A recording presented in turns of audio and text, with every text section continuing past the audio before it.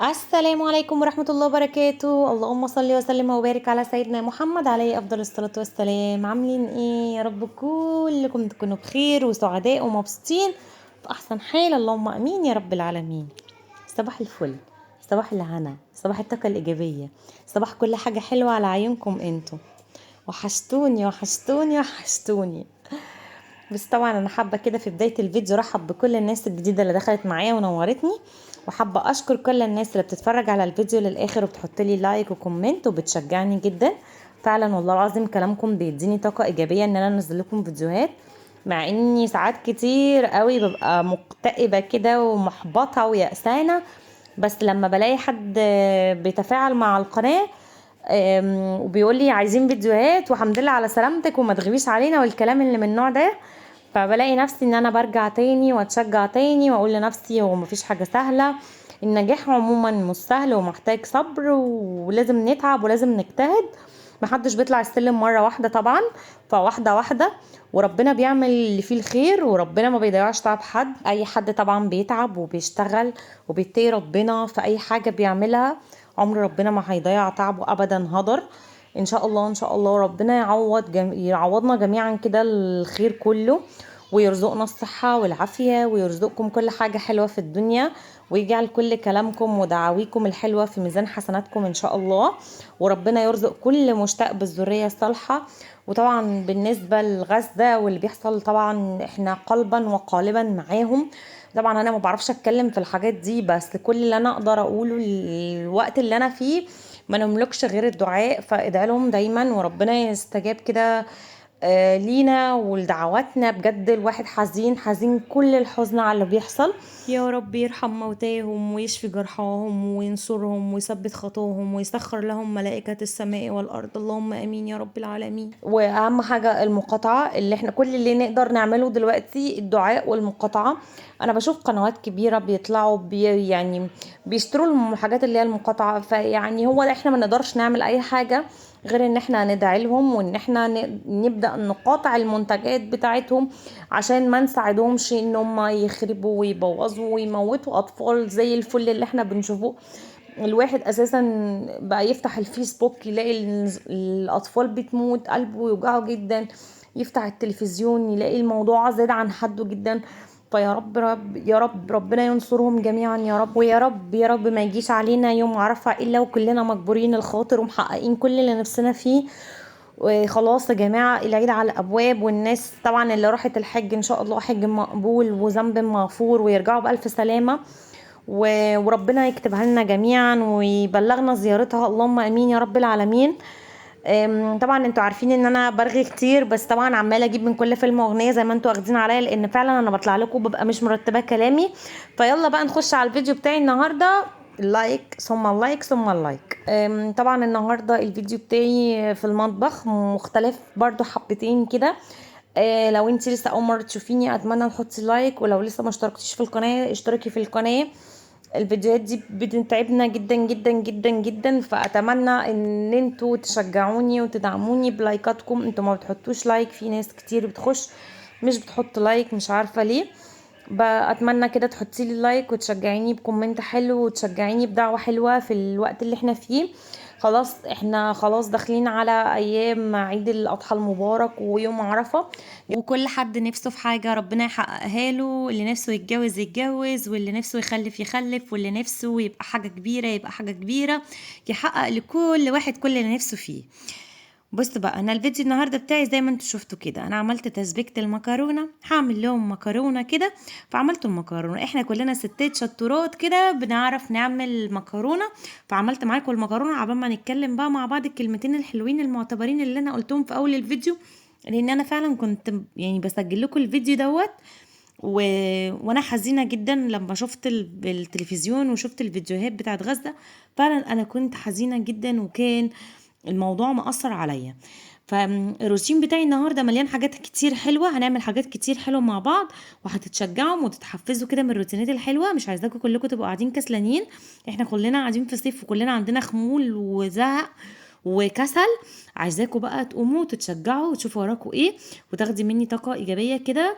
اهم حاجه طبعا ان انت تحمدي ربنا، انا طول الوقت بحمد ربنا على نعمه البيت والولاد والامن والامان عن نفس اللي احنا بنتنفسه كده. اهم حاجه ان انت تحمدي ربنا على الاكل اللي احنا بناكله.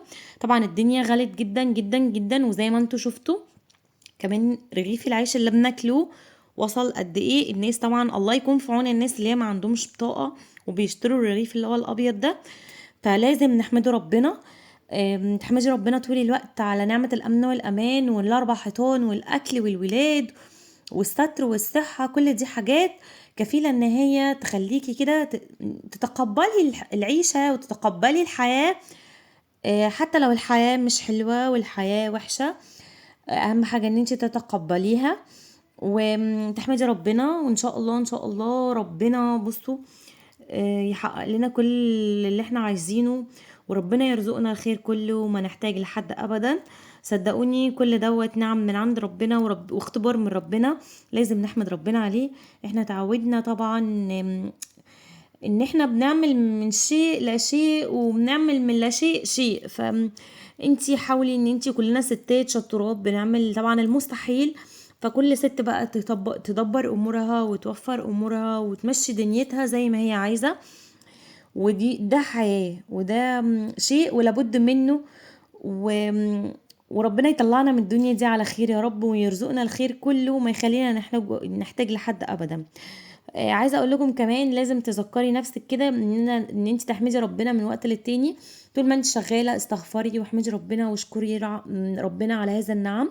ربنا يمدنا بنعمه دايما كده ويوفقنا ويرزقنا ويدينا الصحه وينصر اخواتنا الفلسطينيين ويحفظنا بقدرته وبإرادته. اللهم امين يا رب العالمين. وربنا يحقق لنا جميعا ويحفظ بلدنا، اللهم امين. طبعا انتوا عارفين ان احنا داخلين على عيد، فلازم تنظيفات عميقة ولازم ترويقات. بس طبعا احنا عاملين تنظيفات عميقة جدا جدا جدا في رمضان، فبرضو لازم تعملي تنظيفات دي على دخلة العيد. مش عشان انتي مش ست نظيفة، لا عشان تحسي. احنا بصوا الستات المصريات ما بنحسش بالعيد غير اما بنهلك نفسنا. بيجي علينا كده اول يوم العيد نبقى قاعدين مكسحين شبه البطه المكسحه، مش قادرين نقوم من مكاننا. فانا عايزاكي بقى النهارده لسه كده قدامي 15 يوم ولا 17 يوم تقومي بقى تشوفي وراكي ايه وتبداي كده تنظيفاتك. ونبدا بقى من فوق لتحت. اول حاجه احنا خلصنا منها، اول حاجه دي احنا خلصنا منها المدارس والامتحانات، وربنا نجح ولادنا. والف مبروك لكل الناس اللي نجحت، والف مبروك لكل الناس اللي ان شاء الله هتنجح ان شاء الله ان شاء الله. كده الولاد كلهم اخدوا الاجازه، ما فاضلش غير بتوع الثانويه العامه. ربنا معاهم وينجحهم ويجعل تعبهم بفايده، وربنا يوفقهم جميعا. وكل واحد نفسه في حاجه ربنا يحققها له باذن الله، وربنا يخليهم لينا ويجعلهم سند لينا وظهر لينا بعد ربنا ان شاء الله. فعايزاكي كده تقومي اللي لسه اصلا ما بدأتش تنظيفات، فلازم التنظيفات نبدأها كده. فانا المطبخ ده من اكتر الحاجات اللي احنا بناخد فيها وقت وبتهلكنا صحيا وجسديا. فعايزاكي تقومي تشوفي بقى دولاب عايز يتنضف تنضفيه، في رف مثلا واقع كده من الهدوم ننضفيه. بصي انا ببدا التنظيفات من فوق لتحت، وتيجي يعني ايه واحده تقولي من فوق لتحت، تجيبي زعفتك كده او مكنستك وتبداي بقى تشفطي كل العنكبوت اللي في السقف. عندك جبسن بورد زي اللي عندي، تبداي كده ان انت تشفطي كل العنكبوت وتشفطي كل التراب من فوق لتحت. الحيطان ان شاء الله الفيديو اللي جاي هنزل لكم بقى الفيديو بقى ايه. عايزاكي كده تشمري ايدك وتقومي، لان في تنظيفات عميقه جدا جدا جدا. بس شجعوني باللايك عشان ابدا انزل لكم الفيديوهات. انا لما بلاقي الفيديوهات ما بتجيبش تفاعل والله العظيم بكسل، بعد ما بسحب الرينج لايت كده اقول لا.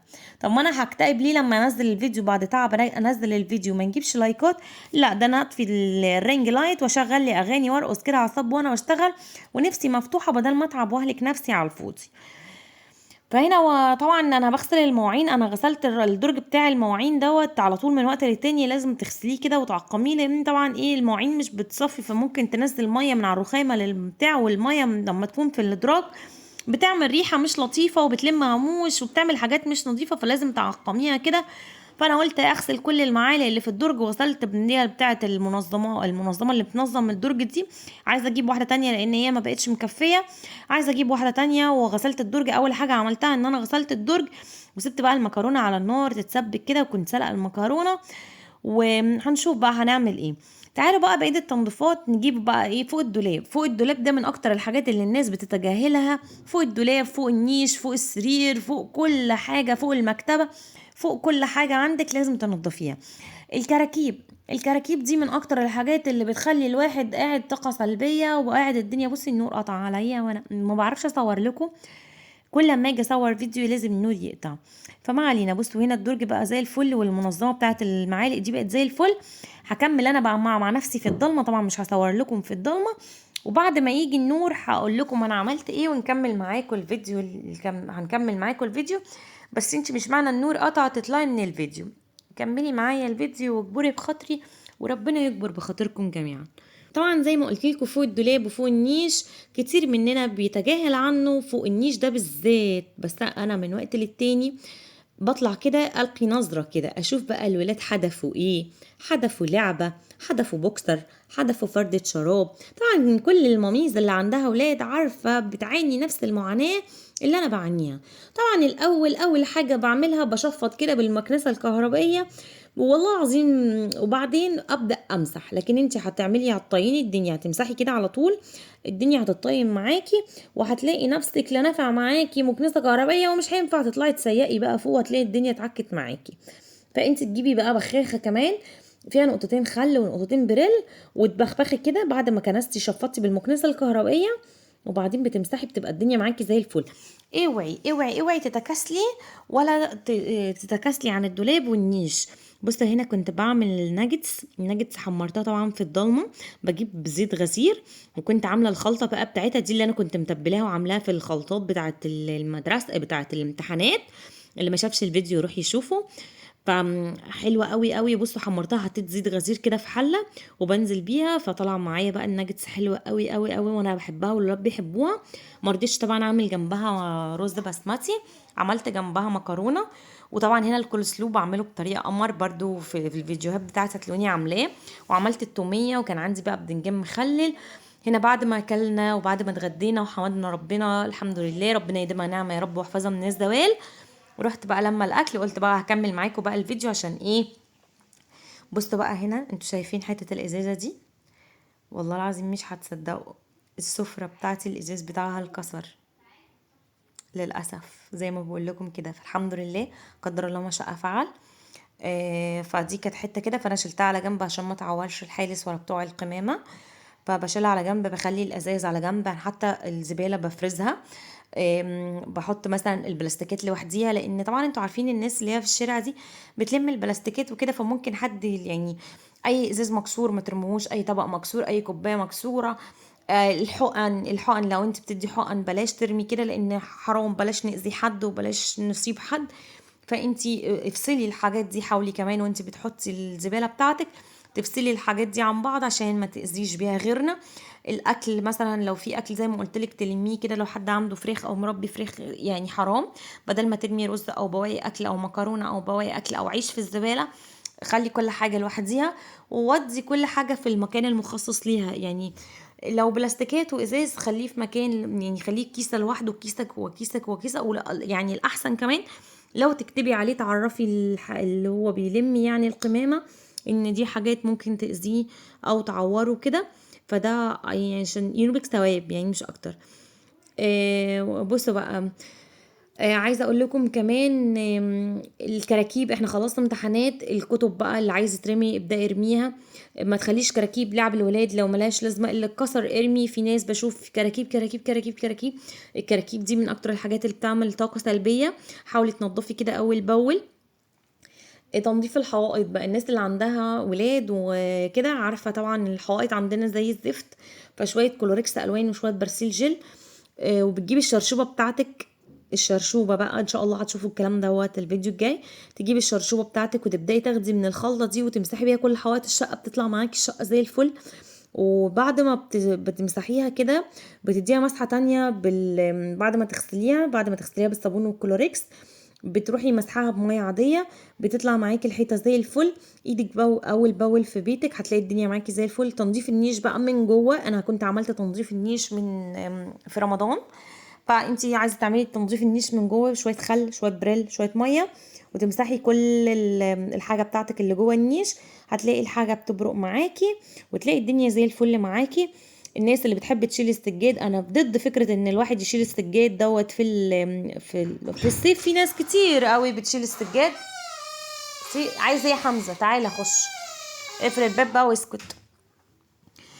تنظيف النيش طبعا من جوه شويه خل وبريل وميه بيطلع معاكي يعني الدنيا زي الفل. هنا بقى بعد ما خلصت طبعا عشان ما نربوش من بعض، هنا بعد ما خلصت كده الاكل بتاعي وكلنا والحمد لله، قلت بقى اخش اعمل المطبخ. لازم ايدك في مطبخك اول باول. طبعا المطبخ دوت اللي عايز ينظف بقى المطبخ ينظف، يبدأ ينظف دلوقتي، لان طبعا خلاص ما فيش وقت. كل سنة وانتم طيبين وفرحانين وسعداء ومتهنيين، وربنا يجعل قلوبكم وكده وبيوتكم عمرانة بالخير، اللهم امين يا رب العالمين. بصوا انا بشويه خل وميه وبريل بغسل الدرايب المطبخ اول باول، بيبقى معايا زي الفل. طبعا هنا البوتاجاز مكان ما عملت الاكل اكيد فيه زيوت ودهون وكده، فانا عشان ما احتاجش الى كيميكالز كتير ومنتجات اللي هي بتاعت مزيل الدهون، بروح جايه اول باول كده بشويه بريل مواعين وشويه الليفه العاديه خالص، لو في او وساخه ولا اتساخات كتير بروح عاملاها بالسلكه البلدي العاديه بتاعتي، ما بعملش بالسلكه الخشنه عشان البوتاجاز عندي ما يتجرحش. الواحد بيحافظ على قد ما يقدر الى يعني الاجهزه الكهربائيه بتاعته، لان الاجهزه الكهربائيه كلها غاليه جدا اليومين دول، والواحد اساسا مش مستحمل اي حاجه. يعني الواحد اللمبه بتتحرق بيجيبها بطلوع الروح، يعني الواحد بصراحه مش مستحمل اي حاجه. فانت حاولي تحافظي كده على الاجهزه الكهربائيه بتاعتك فبالسلكه البلدي بتاعتك. لو الموضوع متعصب جدا والموضوع صعب جدا فالسلكه البلدي. غير كده ما انصحش باي مواد كيماويه، ما انصحش بالليفه اللي هي الخشنه. طبعا العيون البوتاجاز لو فيها دهون، الصنفره، حته صنفره كده بتتباع عند الموان، بتجيبيها بتعملي بيها عيون البوتاجاز، بتخلي العيون بتبرق كده لمعان وانضف واحلى ومش بتجرح الاجهزه. بصوا انا ما عملتش اي حاجه لان انا ايدي في بوتاجازي على طول، فالفوطه الفايبر دي بتنضف جدا وبتحافظ لك جدا على البوتاجاز بتاعك. والمرايات لو انت عندك البوتاجاز بتاعك كده المرايه بتلاقي مجيره او حاجه، بشويه خل كده وبوايبس بمناديل المطبخ بفوطه فايبر بمنتجات اللي هم بتوع جرين واي. بصوا اي حاجه. طبعا الحوامل دي برضو على طول، لان الحوامل دي بيبقى فيها تخسخات، انا ما بخليش الحوامل دي بالذات، انا مريضه بالبوتاجاز. انا قبل ما بعمل الاكل بمسح البوتاجاز، بعد ما بعمل الاكل بمسح، مريضه بوتاجاز. عندي وسواس كده من البوتاجاز دايما. اللي انا اعرف ان الست دايما انا اعرف ان الست بتتعرف من مطبخها وحمامها وقدام باب شقتها، التلاتة دول زي الفل، الست دي زي الفل. فانا بعمل، انا مش بعمل عشان خاطر حد، انت بتعملي عشان خاطر نفسك، عشان خاطر الطاقه الايجابيه، عشان تدخلي لنفسك طاقه ايجابيه وتبعدي عن نفسك اي طاقه سلبيه.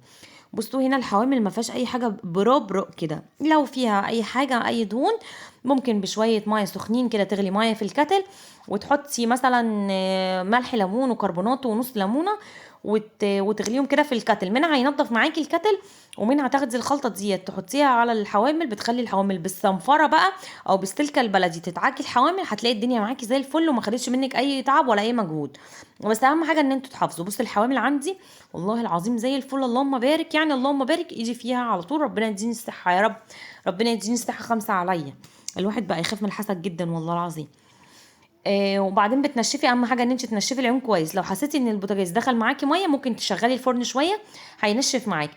في دهون كتير والبوتاجاز والحوامل فيها دهون كتير وعايزاها تطلع معاكي بسرعه، شغلي الفرن يا دوبك سخني الحوامل. اسهل حاجه في تطليع ازاله الدهون ان انت تكوني مسخنه العيون وتدعكيها تطلع معاكي زي الفل. هنا بعد ما خلصت البوتاجاز وخلصت مواعيني، قلت بقى ايه، اشيل بقى اديها دعكه كده للمطبخ بتاعي واسيقه كده بقالي كتير. انا كنت على طول ايدي فيه، وكنت على طول ان انا بحط بقلب ميه وصابون وكلور. بس الوضع طبعا دلوقتي زي ما قلت لكم لان الاجهزه غاليه، فبخاف طبعا من ساعه اما الغساله من قلب الميه الغساله صدت معايا ومش عارفه اعمل ايه في الصدى اللي فيها، لازم اغير البوجي بتاعها. فمش هخرب الدنيا، كفايه الغساله وكفايه التلاجة حته من الجنب كده من كتر الميه. فهنا طبعا حطيت خل كتير عشان ما يرغيش كتير، وهتحتاج ان انا اقلب ميه. وطبعا بعد قلب الميه دي لازم اشغل الفرن عشان ينشف الفرن، ما يخليش الميه تقعد تتاكل بقى في الستانلس بتاع البوتاجاز. فهشغل الفرن اكيد بعد ما امسحه كويس جدا جدا جدا. بصوا المرايه بقت زي الفل معايا ومش محتاجه اي حاجه، بشويه خل وبريل مواعين وميه دافيه، لو ما تكبيش ميه سخنه على الازاز. وهنا طبعا عشان برضو ما اعملش رغاوي كتير على الارض رحت جايبه جنرال. الجنرال ده حلو جدا جدا جدا، اكيد الناس اللي عارفه الجنرال. طبعا انا حاطه برضو فيه خل عشان ما يرغيش معايا، وهنا كان في كيسه العيال اللي رامينها فرحت شايلاها كده، فهنا حطيت شويه جنرال منه يعقم ويطهر، ورشيت خل وكلور، ما حطيتش صابون كتير عشان ما احتاجش ان انا اقلب ميه كتير. منها هيلمع سيراميك ويطهر ويعقم ويخلي السيراميك معايا بربرق كده، اكيد هتشوفه في الاخر. مش محتاجة اي مساحيق كتير ولا اي رغاوي ولا اي حاجة عشان المية ما تبوظش معايا. الناس اللي بتقلب مية بلاش تبوظ الدنيا. انت بقى عندك بوتاجاز عايز يتنضف نضفيه، الكاتل لازم تنضفيه، المكنسة الكهربية لازم تتنضف، كل انواع الاجهزه الكهربيه بتاعتنا لازم تتنضف. فانت دلوقتي قدامك لسه وقت، واحنا كده بدأنا بتنظيفات العيد ودخلنا كده في الجد وخلاص مفيش وقت، فعايزاكي تقومي وتشجعي وتشوفي ايه وراكي. بصي هنا حمزه يموت في المليطه، لازم يخش كده ويحط التاتش بتاعه. فبصوا عايزاكي كده تقومي وتتشجعي وتشوفي ايه وراكي، واللي عايز يتعمل اعمليه. بصي بقى ابدأي كده. بصي العيال اللي هنا كانوا عصبوني جدا، عمالين ياخدوا بقى من الميه، وهي الميه هنا فيها كلور، انا بحب احط كلور، بحس بطعم النظافه كده وريحه النظافه، طعم النظافه، النظافه ليها طعم، بحس كده بريحه النظافه. الكلور والفينيك والداوني والديتول، الحاجات دي كده بتدخل جوه قلبي معميها قلبي كده. عايزاكي تقومي تبداي كده اوضه اوضه، تشوفي مثلا نيش عايزه تنضف، دولاب بقى من جوه تبداي رف رف كده، دولاب المطبخ، دولاب الهدوم. طبعا تلاقي الولاد منعكشين حاجه، الولاد عاملين حاجه، تلمي الكتب، ارمي ارمي ارمي الكتب، الطاقه السلبيه طول السنه دي عمالين تعبين قلبنا وذاكري واعملي، دي اكتر حاجه تجيب طاقه سلبيه. ارمي بقى، ابدأي سنه جديده وابدأي حياه جديده وابدأي بصي على نظافه كده، نظفي من كله. بس طبعا الكتب، في كتب غاليه وانتوا عارفين طبعا الناس اللي بتجيب الكتب غاليه، اكيد في ناس محتاجينها، اللي ينفع لو ينفع يتشحت شحتيه، واللي ما ينفعش ممكن تديلي بتاع الفلافل والفول، ينوبك ثواب وينوبك دعوه حلوه من اي حد. فاللي انتي كمان مش محتاجاه دوري في هدومك، هتلاقي هدوم للولاد، طلعي تصدقي في اليومين دول. في ناس كتير يا عيني مش لاقيه لا اكل ولا لبس ولا سجاده، لو عندك حاجه زياده طلعيها وتصدقي بيها، لو عندك كتب طلعيها وتصدقي بيها، لعبه للولاد مثلا ابنك مش محتاجه جبتي له جديده، طلعي القديم وتصدقي بيه. في ناس كتير مش محتاجه. انا الصراحه بنزل كل حاجه للبواب، ايش سجاده ايش لعب، كل حاجه ملهاش لازمه عندي اكيد بتبقى ليها لازمه لحد تاني، واكيد اي حد ممكن يستفاد منها.